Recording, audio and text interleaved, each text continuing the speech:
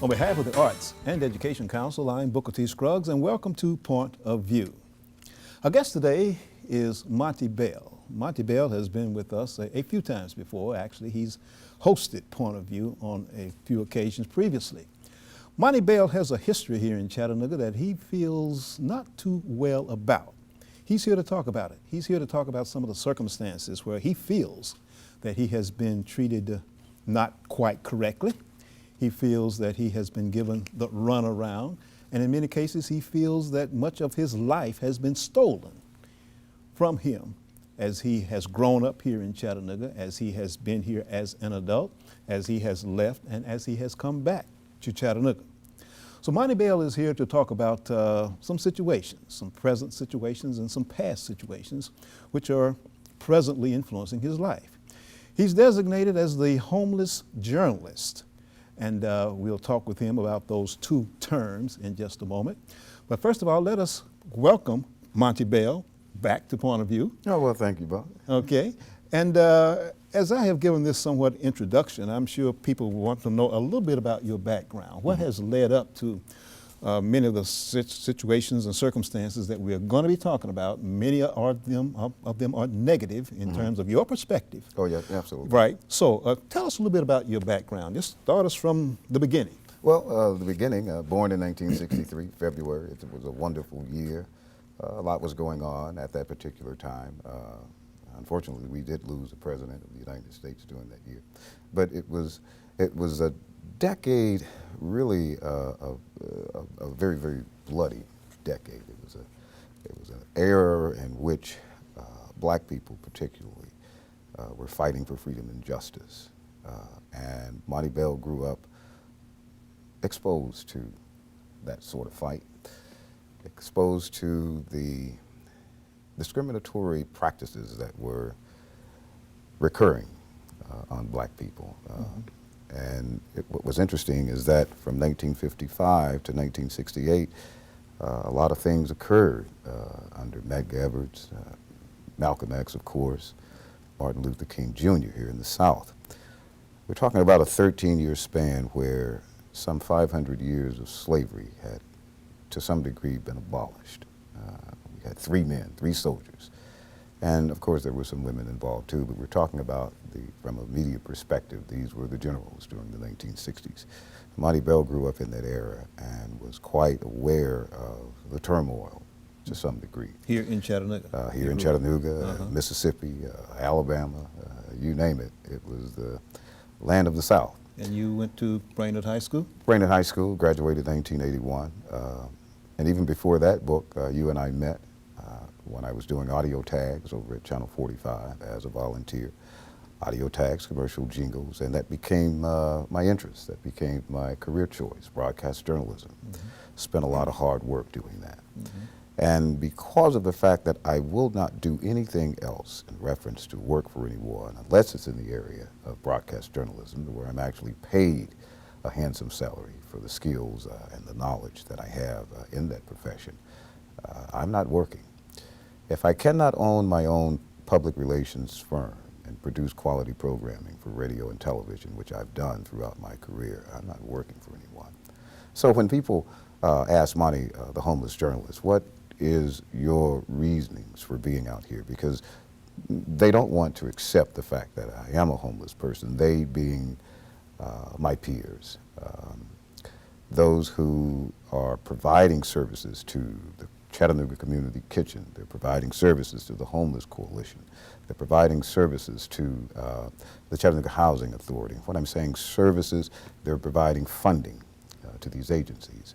A number of mega churches here receiving money, supposedly in the effort to combat the homeless crisis. Okay, let's just go back just a moment.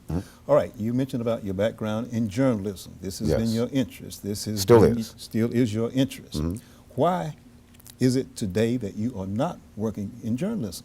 Well, again, and only to repeat, unless I'm able to land a job where I can do the most good for African American males particularly, and myself, of course, and to some degree, if I'm fortunate enough to have a family, I'm not going to go out and get these mediocre jobs. Don't you this see is not- that as a stepping stone?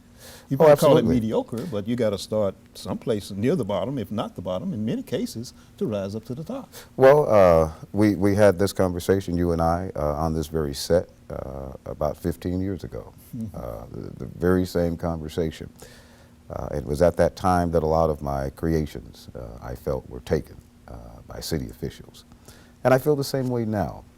To some degree, Book, I feel like the lady that actually invented the formula for Coca-Cola, and somebody else had the pleasure of reaping the benefits from this idea. Or the cotton gin, or blood plasma, whatever some blacks have invented or created in the past and even now to reap the benefits of these creations or ideas. I feel like those persons.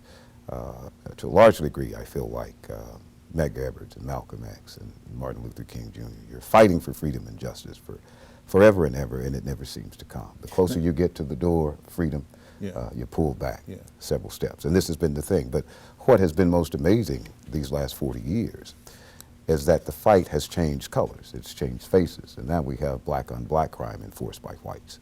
And this is the point that I wanted to get to.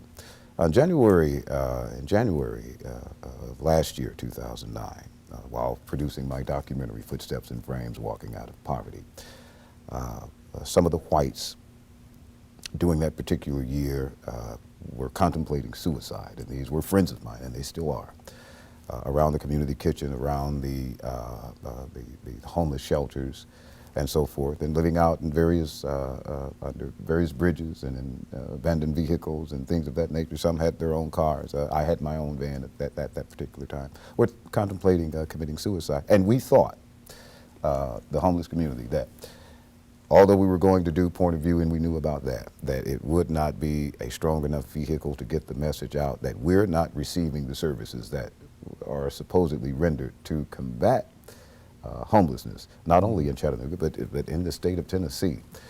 We don't see where any of the federal funding is actually going to the people who actually deserve it. And this is most unfortunate. This is what my documentary was going to explain, is that the funding that is given by the federal government, the wonderful, wonderful donors here in Chattanooga. Chattanooga is a very, very giving city. It is my home. I love the city of Chattanooga, but unfortunately, those elitists who have been in charge and who are coming from other states getting positions, $50,000, $60,000, and making decisions for Chattanoogans that are just unreal. And it seems to be a recurring cycle that you can't end poverty if you don't take the steps to do it. I mean, that's just the only way. So you were in the process of doing an expose, a documentary. 4 hours long. Exposing much of the bad things, negative things that were going on in reference to homeless people, right? Absolutely, Okay. absolutely. Somehow or another, this particular documentary disappeared. Is this basically what you're saying? It was taken from you. While I was involved or privy to participate in illegal incarceration, I was arrested after the botched article by Yolanda Putman of the Chattanooga Times Free Press. We wanted to tell her that it was going to, in the future, give us irreparable harm. And I'm talking about those of us that were supposedly to appear in the article. As you know, she omitted any photos about me, the homeless journalist and filmmaker, omitted me out of my own article. And addressing her on that, I discovered a very, very nasty person in Yolanda Putman. In fact, I was not surprised about the response from their paper, because even in my article, who's holding Chattanooga's elite to the letter grade H through F, I identified the Times Free Press as a very racist paper, having no African-American males working for the paper as a staff writer, not even in the sports department. But you have this one African-American male, Yolanda Putman, who I feel is an assassin for that paper when it comes to writing stories about African-American males particularly. It seems to be in her best interest and that of the paper to identify any court history that an African-American man has unfortunately been given or here in the city. That goes without saying that Even Monica Mercer for the same newspaper would only write stories about African American males when they are incarcerated or on their way to jail or in some kind of criminal activity. And this is not what I thought a fair paper should be about. Well, let me see the connection here between the disappearance of this documentary that you were doing and what you're talking about now in terms of the paper. Well, on July 27th of 2009, I was illegally incarcerated as a result. What were the charges? The charges was making a harassing phone call to then former Office Assistant Leandra Stevens Ford, the Tennessee Multicultural Chamber of Commerce. Okay, right. And after my release on January 27th, and I must give, at this point, let me thank Ardina Garth, especially of the Public Defender's Office, and Mr. Jerry Summers, and of course the Honorable Judge John Blackwood for their professionalism and allowing me to present my case of judge shopping. Book, judge shopping is a very, very dangerous animal, particularly for African American males. This is a system where people can make fictitious complaints against you because they know that they have someone on the judge's bench that will actually, and in the magistrate office, of course, that will actually lock you up and throw away the key. I was denied about 15 different motions while incarcerated. I was given representation, appointed representation, that would not represent me. I could not proceed pro se. And this is one of the horrors, or several of the horrors, of judge shopping. Of course, when the story first broke, I wanted to give Yolanda Putman the judge shopping story, and this is why her actions has hurt me so much, because I gave Yolanda Putman the ups on judge shopping as far as I saw it, and she refused to write about that, but instead, in the article, Homeless Filmmakers in Down But Not Out, she decides to put my court history in the article, and this was part of the complaint. When we tried to get her to make the proper corrections, and I'm just baffled why you would not take a story that's fresh, that this is going to be a big story, and Monica Mercer ended up writing about judge shopping, but not about Monty Bell. She initially starts writing about Lucas Tidwell and what they first identified as judge shopping, and that didn't work. And then, of course, all of the articles that have been done by Gary Wayne McCullough, whose case is still pending. I don't understand how Gary Wayne McCullough and I, Mr. McCullough, let me reframe that. Mr. McCullough is a wonderful man.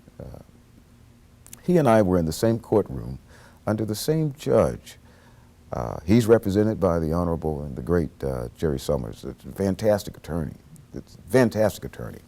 He's represented by Mr. Jerry Summers, and I could not, for the love of God, understand why they would provide me with someone to cause Ardina Garth to not be representing me in this case. This would have been the first time Ardina and I would have had an opportunity to work on a case that was brought against me, a charge that was brought against me, and I was deprived of that opportunity, and that frustrated me to the utmost. I think with having Ardina on that case would have prevented the length of time that they incarcerated me under this fictitious affidavit of complaint. And not only that, I would not have lost my documentary, as well as my van, which was my home, and my bicycle. I lost my freedom as a result of this illegal incarceration, and it's a case of black on black crimes enforced by whites.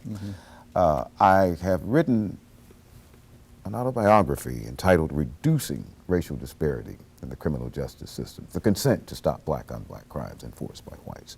When I talk about Yolanda Putman, when I talk about Leandra Stevens Ford, when I mention Sherry Gilchrist, when I mention the name Andre McGarry, when I mention the name Yolanda E. Mitchell, which is the magistrate that denied me release on my own recognizance, when I mention the number of black people that were instrumental in making sure that Monty Bell loses not only his freedom, but his documentary and his career. I'm talking about black people, booked 40 years after the assassination of Dr. Martin Luther King, years after the assassination of Malcolm X, and years after the assassination of Medgar Evers. We now have black people who are set in place to ensure that we don't succeed as a race.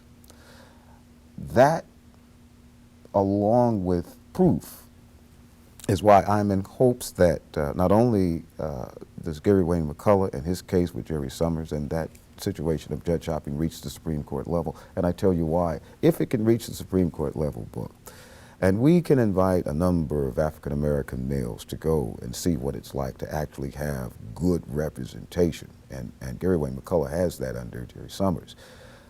This is the first time that I had seen an actual, and let me say it this way so it would be clear, this is the first time that I've actually seen a Southern attorney, an attorney in the South, that is as proficient as Mr. Summers. This is the best attorney I've seen in terms of defending his client. African-American males need to know what it's like to have this kind of representation. And I think it's unfair of Ardina's office that she is not provided people who can provide the same kind of representation for African-American males who are the majority bulk at Silverdale as well as the county. And even there, you have what's only could be described as a plantation type environment where you have African-American female correction officers yelling at these young blacks who are there under stress and duress, and they're backed up by only white corrections officers. You have that same type scenario everywhere you go here in the state of Tennessee, particularly in Chattanooga. You can't even go down to the city courthouse or the county courthouse without having African-American women out front. There are no African-American males to speak of, and if so, it's a very diluted amount. There aren't any strong African-American males, book, and there hasn't been since the assassination of Dr. King. In 40 years, there hasn't been.